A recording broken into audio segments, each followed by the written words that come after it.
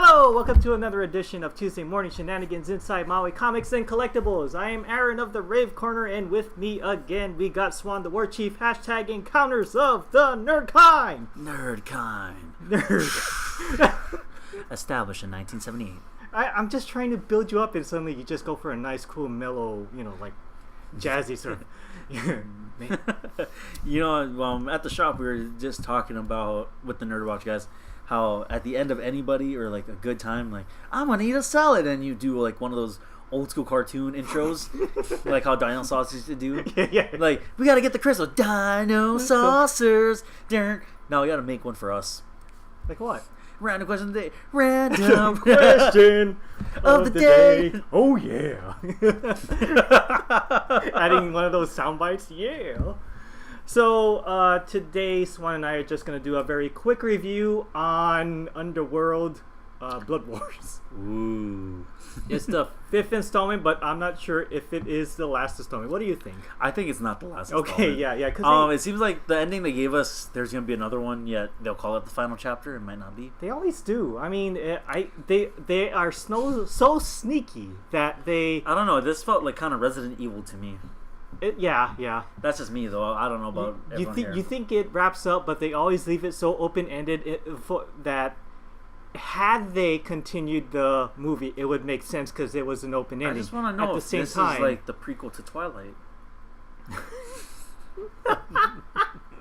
Eventually, we will get to the chapter of Edward's culmination. Well, no, they can be reincarnated through time, and then they finally get into a modern-day thing where it's Bella and Edward.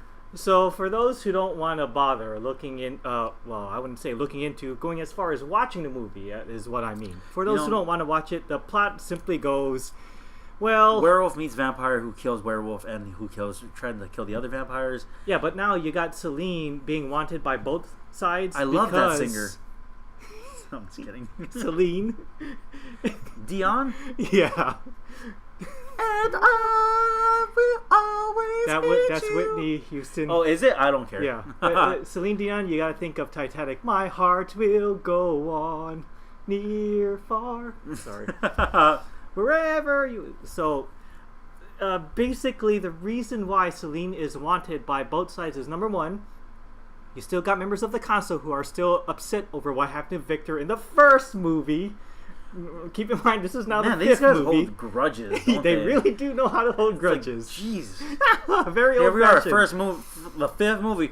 But let's go back to the plot of the first one of where we hate you. I know, like in the second one, the reason why the main villain in the second, I forgot his name, but it's because Victor died. Now we still got council members going into the 5th version who still don't like Celine for what she did. But anyways, so yeah, the vampires, they don't like her because of what she did to Victor. At the same time, the Lycans want to get to Celine so they could find out where Eve is, because Eve is a hybrid between Celine and her boyfriend, whose name Michael. Michael, that's right. Yep. Started with an M. Bolton. Michael Bolton. So this is Celine Dion and Michael Bolton's love story of what can never be. So Celine and Michael had their daughter Eve, and Eve has the mixture of vampires and the hybrid. I'm just blood. I'm trying to make you laugh. Hybrid blood. You're trying to make me break it. So far, not so good. So she has her dad's genes as well, which is, as I said already a million times, it is the mixture of Lycan and vampire blood. So the Lycan is now led under the guidance of Marius, right? Marius? Something like that. He wants to get a hold of Eve, extract her blood in, which will hopefully lead to a new evolution of Lycans who can probably be more advanced and maybe defeat the vampires this time. I'm not sure how it goes, but... it's just a constant battle from what I was watching. Oh yeah, that it is. And it's so weird because my family is so eager for this movie because they love that franchise. Oh, they do? And I've never watched it from 2 and up. So neither have I. I stopped at 2. Watching 5th, I think we got to go back and watch the 3rd and 4th. But they cover all of it pretty evenly. They do, yeah. And that's the good thing about the movie. They're very consistent with acknowledging all of the characters from the past and letting it trickle on to the continuous story, if you will. Mm-hmm. But I think the third one was just a prequel. It was. But does it feel? I have a feeling that we could just skip 3 and just move on to 4 because that's when Honestly, Eve gets born. I would just skip to 4 if that's the case. And Michael gets killed, which in the movie turns out Marius was the guy who killed Michael. But I could have sworn it was through different circumstances. Like Michael died from wounds inflicted from the battle, but in this flashback scene, it shows him being alive. Marius killing him. Unless he healed somehow off camera. That could have worked, but it was just so embarrassing the way Michael went. He got kidnapped. He's it's just like down. He went out like a punk. He didn't really have much of a fight in that movie, and that was it. He did go down like a tortured hostage, and the coup de grace, the finishing blow, was just getting his neck slit for Marius to just drink his blood. Oh, and that reminds me, when Marius finally becomes his lichen form, of course we see him on all fours, but then he evolves into a hybrid of walking on the 2 back legs. Yeah. You know what I immediately thought of? I laughed because I thought, holy smokes, it's like as if a lichen were to make love with Giant Gonzalez and had a baby.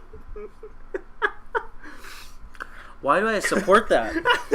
I support that very much. Because we see a tall human. Yeah, with the furry area. With the furry arms and legs, and then you see the well-defined tone of his muscles like a that's titan. Where they got the concept of this whole thing from. I will laugh and say, job well done. Get him in the Hall of Fame. People, do a Google search at Giant Gonzalez, WWE or WWF. Doesn't matter. You will see a picture of a man who was very tall. He was called El Gigante. El Gigantes, yeah. Yeah, in WCW because he was just a tall Latino and then wrestler. when he went to WWF or E, yeah, he became Giant Gonzalez. And what they did was that it's so stupid. They put him in a gorilla-esque costume. Yeah. And like super glued fur all over him. Yeah, it's more like spandex with the airbrush toned muscles that you see of cavemen or giants. Look kind of like a giant monster creature that didn't work out. They told him to walk with that Yeti sort of thing, like, ooh, I'm Giant Gonzalez. And I was looking at that, I'm like, man, how do you explain the crotch area so well? Because then, it's like, I get the full spandex and then you have a furry crotch. It just seemed weird. Well, what they did is that I think they just airbrushed it and they gave no additional muscle tone like how they do with the Titans. So you don't see any genitalia, but our crotch is there. Mm-hmm. That was it. So besides from that, though, I will admit that the action scenes were good. They were decent. I mean, I like the whole lichen fight scene. Like when there's a scene where they have like a chicken fight kind of thing with the lichens. Oh yeah. Each other back and forth. It was part of training. The guy thought the best way to train in close combat is to have a smaller version of the elimination chamber just kind of lower and trap you inside of it. But it didn't work like because you're fighting a lichen, not a vampire. Yeah, that's true. So it's like if you guys turn on each other, that's good. Turning on each other, which is another thing. There's a traitor in the movie. Yeah. Again, we have espionage. A character who I call not Sigourney Weaver, although she kind of reminds me of Sigourney Weaver due to her eyes and things like that. She's the one who's in charge of espionage, or she plotted the espionage because she was the head of her clan, but she had an ulterior motive. She wanted to drink just Celine's blood. And the funny thing is, when she drew blood from Celine, she had to wait for it to age like wine. Yeah, she had to wait a long time on that. She drank it in the culture. So, like, my whole point was the ending, though. It was yeah. But like when they're when they were exposing her for all these ulterior motives and whatnot, and he's like, "I am the last of the pure bloods, and I now take control of this." I'm like, "Oh great, now here we come to the part 6." It just I don't know. To me, there's a lot of unnecessary stuff in there. I think the necessary part was the additional espionage happening from the lady villain. Yeah, because that part we could have done without. The one with Marius and her lover being from the other side, that I can kind of go behind because they had a motive. There was a reason why they wanted to test the hybrid because they're lovers, but at the same time there's a plot hole. If they're so darn curious on the hybrid gene, why don't they both of them just have a baby of their own and just see how that goes? The only difference, though, is in order for it to work, a man has to be a hybrid of the lichen and the vampire gene, which is kind of what Marius was going for at the time he drank Michael's blood. Although it doesn't mean Michael's blood worked. That's true. So Marius can drink as much of it as possible and have no effect. Then again, this whole thing is so debatable. It is. It could go any way. Like any which way. Woo! Mind blown. you could make up your own story and it could be turned into a movie. Bella wakes up as a vampire. Edward and Jacob fight. Yeah. Nobody shows up to help them. None. And it's like the worst fight scene ever. So So there is that. You got the Celine and I forgot the guy's name. Again, the reason why is because characters are already established, and it was hard for me to remember all the names because there were a lot of people, even though they were side characters, they played a very huge pivotal role into the storyline.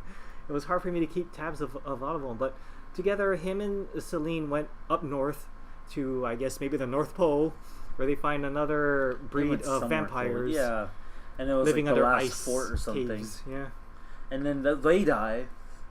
They all get wiped. I felt so bad for them because they had no part in this whole thing. The current vampires living in a city, they have actual firearms. They are restricted to just bows and arrows and a shield. I thought, oh my goodness. Yeah, they're trying to keep the traditional fighting going. Yeah. And it's like, oh, these guys are going to die. Yeah, they were easy targets for the Lycans, basically. Oh, yeah. But they did happen to hold a key to life, which is the being reborn. So with that, they were able to bring back Celine. Now we got a new revamped Celine, who's stronger, more agile. The only difference is you see a little bit of a silver dye at the tips of her hair. That's it. That's pretty much it.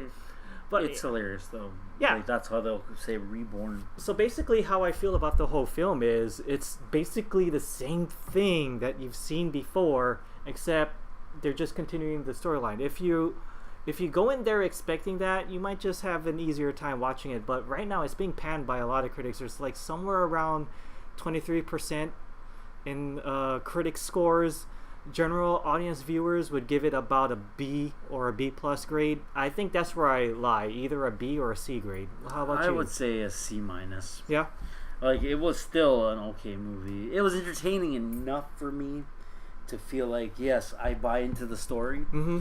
But also, it was just, why am I watching this? Yeah, there are some like parts in the middle. Now, it seems like an anthology of the first 4 movies.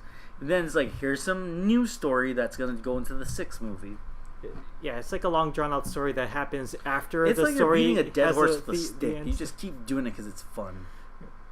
I think what made it boring for me is when Celine was betrayed by vampires. I mean, that part I was thinking, it's already been done in the first movie. There's nothing new in this. Like, you and everyone else have been betraying Celine. It's just you are... the whole point is, like, the whole style of the movie is boring to me. Like, it's the same old thing. Like, the same old dark, gloomy. And then you have Kate Beckinsale. That's just as beautiful as she is. It's like, oh my god, I want that woman as my Valentine, by the way. It's like... She is pretty. What are you doing with her? Well, it was kind of compelling for me in the story that she wants to she wants to give up on life. She's like, what the heck am I doing? I'm alive, but yet I have no husband. She's like, I have no daughter. There. But it seems like they actually use that as an advantage because she has nothing else to lose now. Yeah, they did. And it's like, it's a little forced on that, but they get it. Even Marius drew pity on her when his girlfriend took a lick of Celine's blood just to see what she knows, and then she says, oh shoot, she's telling the truth. She absolutely have no idea where Eve is, despite the fact that we spent our hard work and efforts. She's like, tastes like the time of the month, but she's not lying. She's not lying. Oh yeah, you could do that for when the elders of the like council when they were getting proof of that guy being the true leader of the next one. Like, that was my whole laughing matter. It is her. Because they're all just like, he's telling the truth. They're doing like this whole house guest thing with Sinbad. I'm just drinking the wine very weird and seductively, and it's just yeah. Basically. All right, so let's just move on to random question of the day. You got our scores, so we'll leave that up to you. If you want to watch it, watch it. If not, we won't fault you for skipping it. So the random question is... I'm just kidding. Throughout all the movie, I couldn't help but feel like, had I asked a friend, I gotta ask you, if you were in this universe, would you prefer to be a member of the vampires or the Lycans? I would be the hybrid and just sit in the middle of the borderland. Keep in mind, though, that means you're a target on both sides. Yeah, I'll sit in the middle of the borderland. Okay. And they'll just be like, what are you doing here? Just waiting for a vampire. What are you doing? For me personally, I think I would rather become a vampire. Here's why. The vampire clan, for whatever reason, they definitely have a lot more class. By that, I mean they live in castles. Well, that's what the whole thing was supposed to be. Like, we're the up high class, and you have the hillbilly rednecks in the back. Yeah, because the Lycans are living in slums, and I thought, I think I would rather be up there enjoying... Well, then you have, like, this knights versus barbarians type of style. Yeah. Like, that's the whole point, and I see it from... Like, that's where I'd rather be the hybrid, because I would have the brute strength and, like, the low life attitude, but yet I'll have such, like, regal ways of fighting. It doesn't matter. Living as a hybrid, would you prefer creating a fort of your own, or would you rather still be living in the slums or in a castle? I would make two things. One, a slum that's a fake slum, right, and then my castle. So the fake slum is actually a secret entranceway to your castle somewhere. Okay. And I'll just draw them in, and then when I draw those Lycans and those vampires in, I shut the gate and I just kill them. That's a good one. I never leave the comfort of my home. Nice. Okay, so that's pretty much it. Big thanks to Maui Comics and Collectibles. Follow the store on Facebook and Instagram at Maui Comics. If you did enjoy this episode, leave us some feedback. Like, subscribe, leave a comment in the comment section, or even leave a random question of your own. We do read them.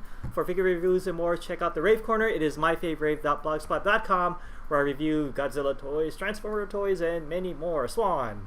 And then thank you for watching. You don't want to plug anyone? Oh, I figured we just was doing a quick show. Alright, just check out Nerdwatch Nation at Nerdwatch Nation on YouTube. Also make sure to check out Wolfhouse 808, which is our friends at Friday Night Frights. And also make sure to check out the Hawaiian Comic Book Alliance at hawaiiancomicbookalliance.com. Alright, thank you for checking out the episode. We will see you next time. Have a good day. Bye.